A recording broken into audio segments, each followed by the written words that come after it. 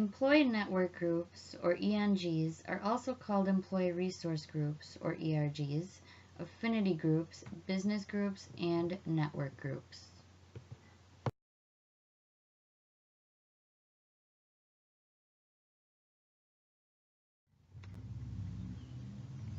ENGs are employee-formed organizations drawn together by common characteristics. Some of the characteristics that draw these groups together are ethnicity, gender, sexual orientation, age, religious beliefs, and disability status. ENGs get together for various activities such as fundraising for minority scholarships, social gatherings, and planning for various other events.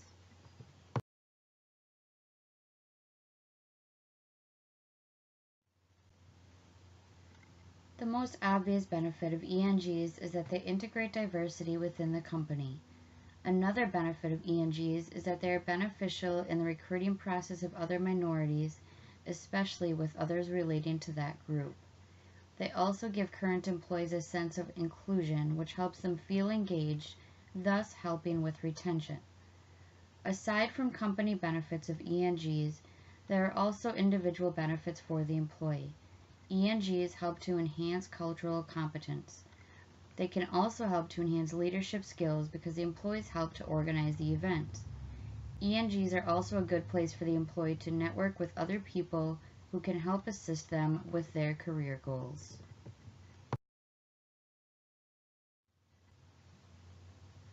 An online survey was conducted by Software Advice, which included 1,554 adults in the United States. One of the questions was to see what kind of impact ENG programs had on a job seeker's decision to apply for a job with that company. Over half of the respondents indicated that an ENG would positively impact their decision.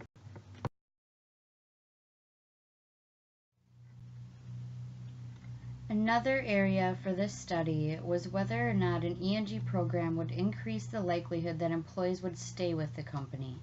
60% of respondents stated that an ENG would positively impact their decision to stay.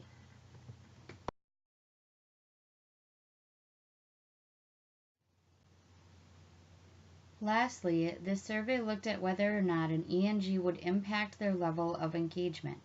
65% said that it would have a positive impact on their engagement levels at work.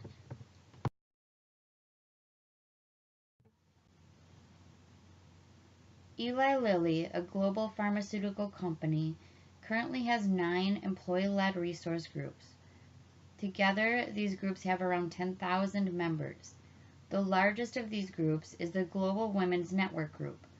Founded in 1995, this group has reached over 2,500 members. The Eli Lilly website states that this group strives to provide support, voice, and advocacy to these women as patients, consumers, and healthcare decision makers in a way that connects more directly to our mission to improve outcomes for individual patients.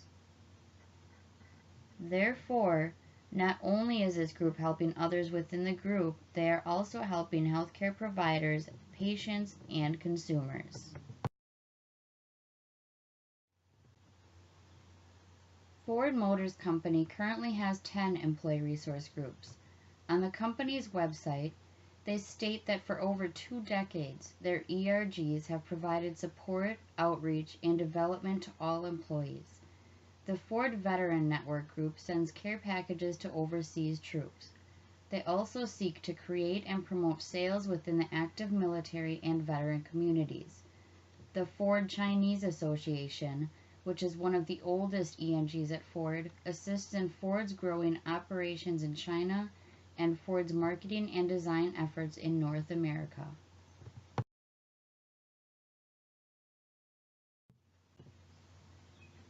Although ENGs provide many benefits to a company, there is also a small area of concern.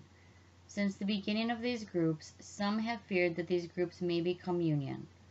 In response to this, some groups go out of their way to make sure that they are not seen as union.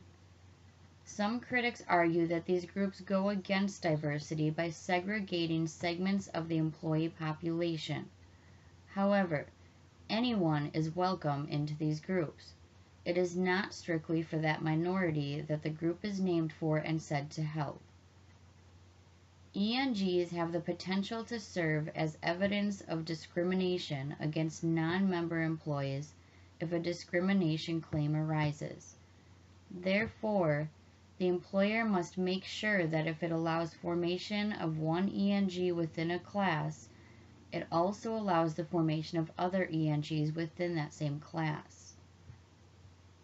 Another thing to watch for with ENGs is that there is no pressure put on the employees to volunteer their time to these groups and the activities that they provide. Also, if they are performing volunteer work during normal working hours with prior approval, they would need to be compensated for their time.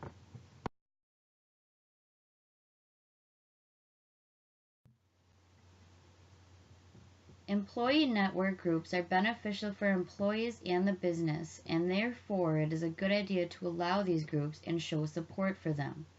However, there are a few things to keep in mind with employee network groups. Permissible and impermissible employee network groups should be clearly defined.